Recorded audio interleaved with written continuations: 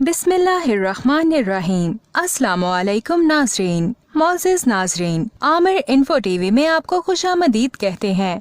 मोअज़्ज़िज़ नाज़रीन, डेंगू के इलाज में पपीते के पत्तों का अर्क कितना मुअस्सर है, माहिरीन सेहत ने खबरदार कर दिया। मुल्क में डेंगू बुखार वबाई सूरत इख्तियार करता जा रहा है और इसके इलाज के हवाले से माहिरीन सेहत ने खबरदार किया है कि पपीते के पत्तों के अर्क का डेंगू के इलाज में कोई किरदार नहीं। टोटकों के इस्तेमाल से ग्रेज किया जाए क्योंकि इससे मरीज की जान भी जा सकती है।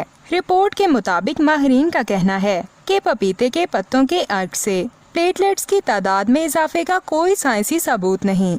इससे उल्टा सख्त डायरिया हो सकता है जो कुछ मरीजों के लिए मोहलक भी साबित हो सकता है।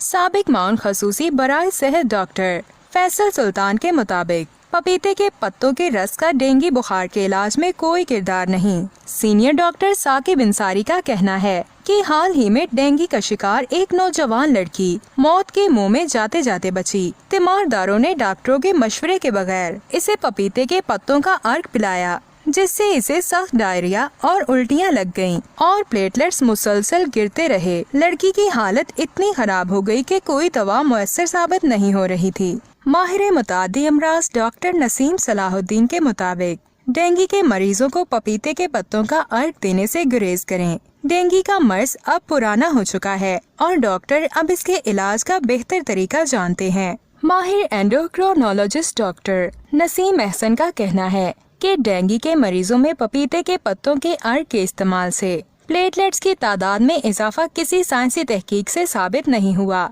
इनका कहना था कि अपने मरीजों को इसके इस्तेमाल का हरगिज मशवरा नहीं देती और इन्हें खबरदार करती हूँ कि अगर वो ऐसा करेंगे तो अपने रिस्क पर करें।